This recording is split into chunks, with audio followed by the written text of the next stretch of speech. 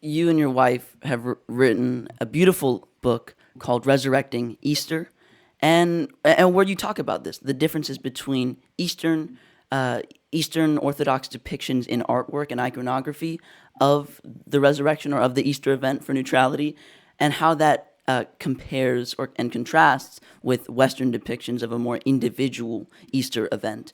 So let's talk about that. You the subtitle is basically how the East preserved and the West lost the original vision of Easter. So tell us more about how you think Eastern Orthodox Christianity understood and preserved that original communal meaning of resurrection or anastasis, and how the West kind of lost that. Okay, and I'll back up a little bit to the writing of the book. Originally, when we were doing this would be the years 2000 to 2015. We were going every year to Turkey, and since our way was paid to the pilgrimage, that we spent a week before or a week afterwards exploring all of this stuff. I was really focusing, to be honestly, on the Eastern stuff. But then, very often, when I lectured on it before the book was written, people would say, "Yeah, yeah, yeah, yeah, yeah. What about the Western stuff? Give us some history of it." So when I wrote the book, by that time, I figured I can't just talk about the East. I'm going to talk about the West and the East. And the subtext is going to be something like this. I think this is not just an exercise in art history, comparative art history, or that I'm going into art history instead of biblical studies. I think that the West has lost something by going individual. By that I mean Jesus coming out of the tomb totally alone, all by himself, magnificent, powerful, triumphant, nobody there. Thank you for that image. You can see the soldiers are down below, kind of either looking up and seeing it, or because in Matthew's gospel they kind of lie about it. The presumption is they saw it, and they lie and said, well, we were asleep, somebody must have stolen the body. So they're seeing it, and Jesus is ascending. And I think you can see the women in the distance are coming to the tomb, as it were, too late.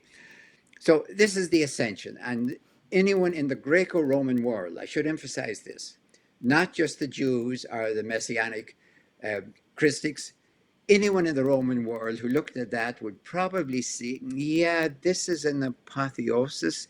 I think this guy, whoever he is ascending up to the gods, must be a very famous person. Um, and yeah, he's kind of not dressed fully, so that's what I tip. He's been divinized, as it were. All of that makes sense. So anyone in the Western world of the first century, Greeks, Jews, Romans, would say this is an apotheosis. All right. So that's one option. Now, it's possible, I think, Nahoa, for somebody to argue that could happen. I mean, the whole first century world believed it could happen. They really did. So, in the middle of the second century, when Justin Martyr is arguing in favor of Christianity, of course, he challenges the Romans by saying, well, look, you guys believe that people can ascend into heaven. Ascend, notice is his word. You claim it for all of these people, mostly male, by the way. He only mentions one woman. And even your emperors, you claim your emperors ascend into heaven. How come you pick on us poor guys who we say Jesus did? It's a heck of an argument, by the way. It really is a good argument. They can't come back and say, well, that's not possible. We just don't believe. They can come back and did get this in Chelsea's, saying, your Jesus isn't worthy of ascending into heaven. But they don't debate the possibility. And neither, of course, could Justin claim uniqueness. He is ready to do what Paul did. Okay, Augustus is up in heaven. Jesus is up in heaven. Who's doing more for you? Now, there is a real good, honest to God, first century debate. Who's doing more for you, the emperor up in heaven or Jesus? So, if you think of ascension, that would sort of be the obvious thing to claim.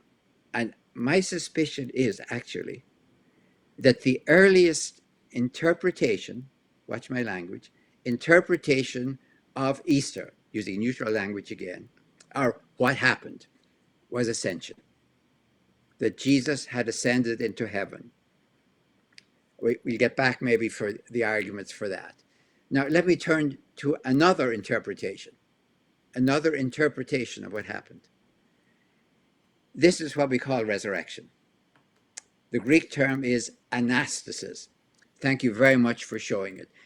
You can see the Greek written up above that, as usual in all of these images. This is a modern image, saying, hey, anastasis, in Greek capital letters, Greek uncials, the resurrection. So there's no doubt this is what it is. This is the resurrection.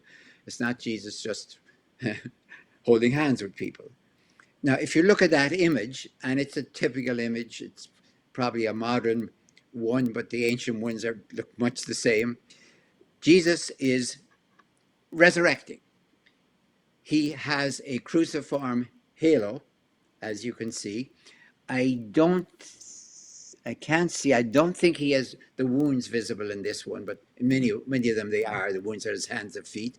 He's standing on the bifold gates of Hades. Hades, not hell.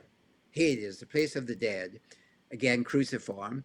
He's giving a left hand to Eve and a right hand to Adam. And that one, the two-handed sort of equal opportunity resurrection, doesn't appear much before, say, 1250. Before that, Jesus tends to be focusing mostly on Adam, and poor Eve is waiting her turn, as it were. In the background, you can see to our left, John the Baptist. You always kind of know him because he needs a shave and a haircut.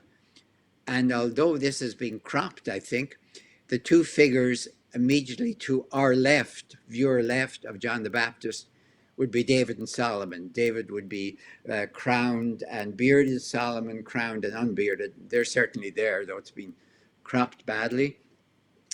Let me see. Over on the other side is the first martyr of the Old Testament, Abel. You can see he's got his staff. The other character, I'm not certain who it is. It may be a local saint. I don't see him identified. Sometimes these have names. This is the typical Eastern full, as I call it, the equal opportunity resurrection. And what I must insist on, Adam and Eve ain't just two people. Adam and Eve, as you well know, of course, represent the human race. They are our ancestors in the biblical tradition. So if you want to be mention universality, here we have resurrection, and it means taking the human race. Now, let me insist again, out of Hades, not out of hell. Usually there's a figure down below those gates, very often left out in some images, and it shows Hades as the gatekeeper of Hades. Hades is a place, and Hades is also the person. He's a jailer. He's not a bad guy. His job is to keep everyone in who gets in and let nobody out. So the vision is that Jesus comes in, flattens poor old Hades under those two gates. You see the locks and bars are flying off in all directions, and he liberates the human race from death, not from hell. That's what the Western does later and gets itself into all sorts of theological trouble. So these, and thank you for getting them up so early because this is the core, we have these two images. Now, what struck me with them was not, well, hey, we got a Western way of doing it, like they have Latin, and an Eastern way of doing it, and they have Greek. And what's the difference? No big deal. Well, it's huge. It's huge because the Western one looks awful like just an ascension, even though, of course, it's called resurrection. So is Easter an ascension or resurrection? And what would be the implications of that? And the final question I had, and was forced on me in evening lectures in the early 200s. Excuse me, Dominic, which would which would Paul have imagined? So I had to ask myself, okay, if the Corinthians, after reading, as it were, 1 Corinthians 15, said to Paul, now you speak about the execution of Jesus, and no, we know all about that. We've seen crucifixions. You don't have to draw us a picture. But you keep talking about this resurrection thing. And that's not a word we know.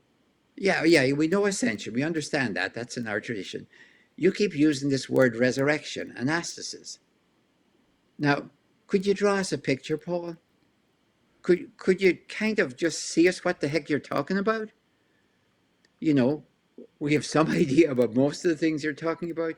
Would Paul, as it were, have drawn something like the individual Western one, or something like the universal Eastern one? And my answer, quite clearly, and I don't think it's prejudicial, was the Eastern one, because Paul is a Pharisee.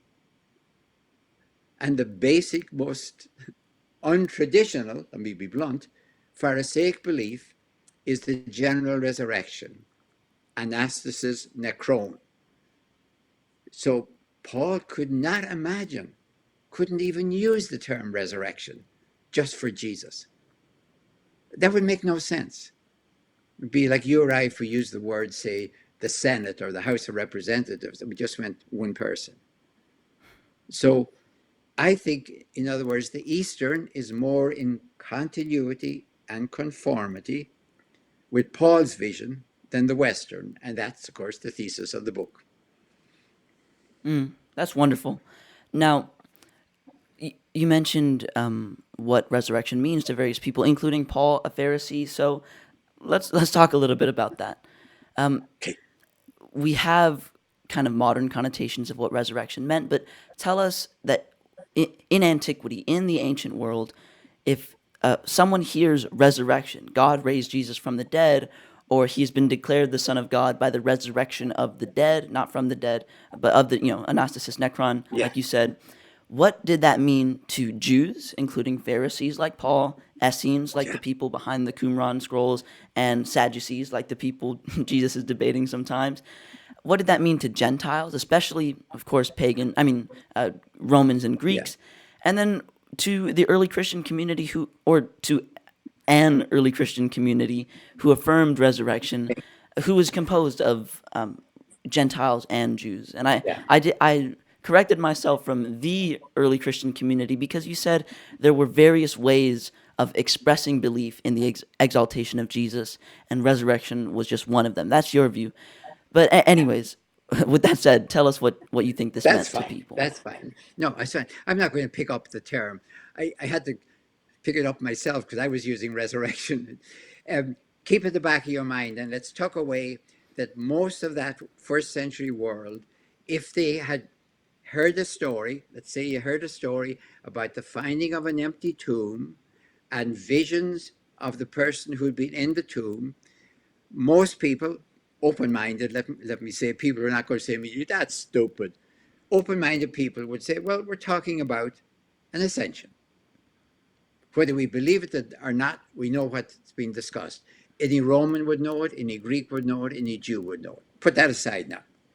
Let's focus on this word resurrection. Here's what's going on. In most of the Old Testament, up to, I'm going to put a round date on it, around 160, 150 BCE, before Jesus, it was taken for granted that the way God ran the world, as it were in the Deuteronomic theology by sanctions here on this earth. You were good, you were rewarded, you were bad, you were punished. That's the way it was. That really worked, and most of the whole Old Testament is written with that presumption. It really is. How do you know a good king? Well, he should live long, but oops, how about Josiah? Or how would you know a bad king? Well, he'd get killed fast. Oops, that didn't quite work for Manasseh. And then there was Job. But leaving that aside, the basic idea was justice was maintained by God in this world. Now, what happened, and I think we can date it, was the Maccabean martyrs. Where was the justice of God when you were looking on the battered, tortured, executed bodies of a martyr? Don't tell me they're being punished for their sins, as it were. So by the time of Daniel, the time Daniel is written, and the time, say, of Second Maccabees, a belief began to which the Pharisees would become heir that there had to be a divine sanction process in the next life, because it kind of wasn't working down here. So in one sense, they took Deuteronomy and simply moved it from this life into the next. And they said, for the justice of God, there would have to be a general resurrection. That is, every single person who had ever lived would have to rise from the dead, yep, out of the seas, out of the belly of beasts, wherever. And they did that not for God's amusement, but for a general judgment of everyone who had ever lived. And then they would be processed, as it were, into either heaven or hell. That is the scenario. I don't think it was universally accepted, of course, but was accepted by fervent people under the strains of the post-Alexandrian world, post the world of Alexander the Great, to understand how can we have a just God running the world when we've had Alexander's Macedonians and then we've had the Romans. There has to be the anastasis necron. Now, resurrection is just the shorthand for that. Resurrection, judgment, sanctions. Okay, that's the Pharisaic belief in the first century. They couldn't understand if you said, well, what about resurrection for one person? No, that would be absurd. That's not what it is. That's an ascension. They would say, don't get confused. This is about the end of time and God cleaning up the mess of an unjust world. How did Paul, who was a Pharisee, remember, he tells us he was a Pharisee, so he believed that. Then he runs into these, I call them, by the way, a very careful term. I call them messianic Christiques. I don't call them Christians. They are Jews who are messianic Christiques. Messianic is simply an anglicized word for the Hebrew and Aramaic word Messiah, and Christ, as you know, is simply the Greek word. So I don't call them Christians. They haven't been invented yet, as it were. That is outside Judaism. But they're Christics. They're Messianics. So anyway, Paul's conversion, and you cannot have, I do not believe, a human being having a 100% conversion. I think that's called a psychotic break. Of course, Paul has a huge conversion. It's from being a non-messianic Pharisee to being a messianic Pharisee. But what in the name of the Lord is a messianic Pharisee?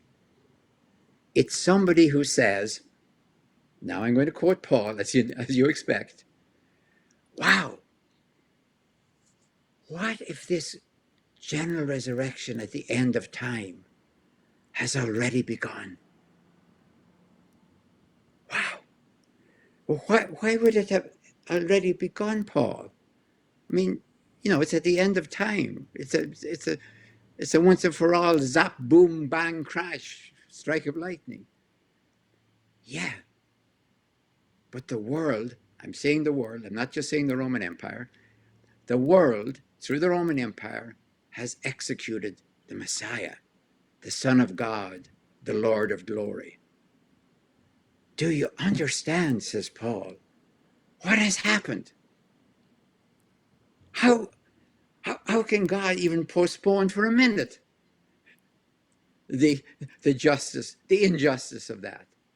So when you read 1 Corinthians, Paul starts off, as you well know, with this huge emphasis on the resurrection, on the execution of Jesus.